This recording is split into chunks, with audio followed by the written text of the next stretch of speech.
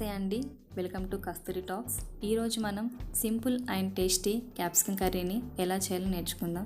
దీనికోసం ముందుగా స్టవ్ పైన బాండి పెట్టి ఒక 2 టేబుల్ స్పూన్స్ ఆయిల్ యాడ్ చేసి, ఆయిల్ వేడయ్యాక పోపు దినుసులు అంటే జీలకర్ర, ఆవాలు, తర్వాత 2 సన్నగా చీల్చుకున్న పచ్చిమిర్చి, 1 ఉల్లి తరుగు, తర్వాత కొన్ని కరివేపాకు రెప్పలు కూడా యాడ్ చేశాను. ఒకసారి అలా కలిపేసేసుకొని ఇప్పుడు కొద్దిగా సాల్ట్ అంటే ఒక 1/2 టీ స్పూన్ సాల్ట్ యాడ్ చేస్తాను. ఇప్పుడు దీన్ని కూడా కలిపేసేసుకొని ఒక 1/2 టీ స్పూన్ అల్లం వెల్లుల్లి పేస్ట్ కూడా యాడ్ చేయండి. ఇప్పుడు మొత్తం కలిపేసుకొని ఇప్పుడు పసుపు కూడా యాడ్ చేసి ఒకసారి కలిపేసుకోండి.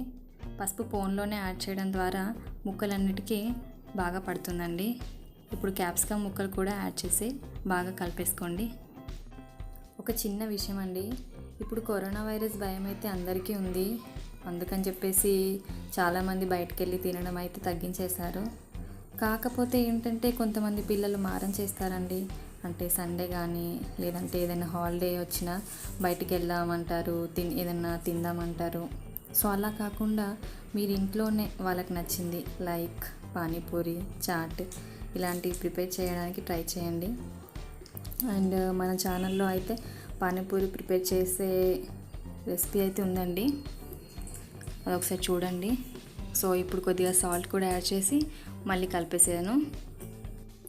లింక్ అయితే డిస్క్రిప్షన్లో ఇస్తాను, ఇంట్రెస్ట్ ఉంటే కనుక చెక్ చేసి వీలైతే ట్రై చేయండి.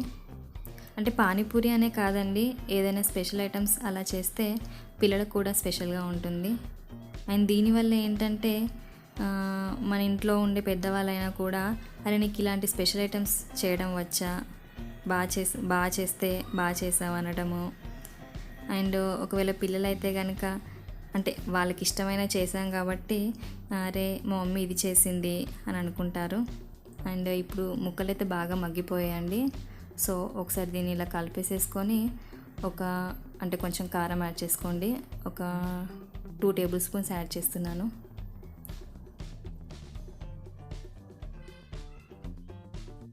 అండ్ అంతేకాదండి, మనకు కూడా అరే ఇంట్లోనే ఇలా హైజీన్గా చేసామన్న సాటిస్ఫాక్షన్ అయితే పక్కా వస్తుందండి.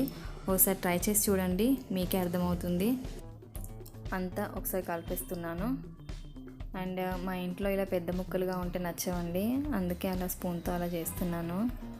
అంటే ఒకవేళ ఫస్ట్ మనం పెద్ద ముక్కలుగా కట్ చేసుకున్నా కానీ ఈ టైంలో ఇలా చేస్తే ఏంటంటే మరీ అంత డ్రైగా పెద్ద పెద్ద ముక్కలుగా కాకుండా కొంచెం చిన్న చిన్నగా ఉండి కొంచెం సూపీగా ఉంటుందన్నమాట, బాగుంటుంది. నచ్చితే మీరు కూడా ఇలా ట్రై చేయండి. అండ్ మీరు ఈరోజు మీ ఇంట్లో ఏ కర్రీ చేసుకున్నారో కూడా నాకు చెప్పండి. ఏమైనా స్పెషల్గా ఉంటే నేను కూడా ట్రై చేస్తాను. ఇంకా ఒకవేళ మీకు ఇంకా స్పెషల్ ఐటమ్స్ ఏమైనా కావాలన్నా లేదంటే కొంచెం స్పెషల్ రెసిపీస్ ఏమైనా కావాలన్నా కానీ నాకు కమెంట్లో చెప్తే నేను మీకు నేను ట్రై చేసి పక్కా పోస్ట్ చేస్తాను. అండ్ ఎందుకో నాకు కొంచెం డ్రైగా అనిపించింది, అందుకని చెప్పేసి ఒక పావు టీ గ్లాస్ వాటర్ యాడ్ చేశానండి. అంతే. దీని తర్వాత కొంచెంసేపు మూత పెట్టేసేసి కొంచెంసేపు మగ్గనిద్దాం. తర్వాత నేను ఒక 2 టేబుల్ స్పూన్స్ నువ్వుల పొడి యాడ్ చేస్తున్నాను.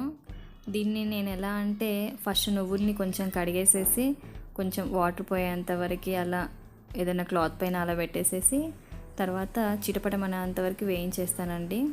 తర్వాత గ్రైండ్ చేసేసుకోవడమే, అంతే, సింపుల్గా రెడీ అయిపోతుంది.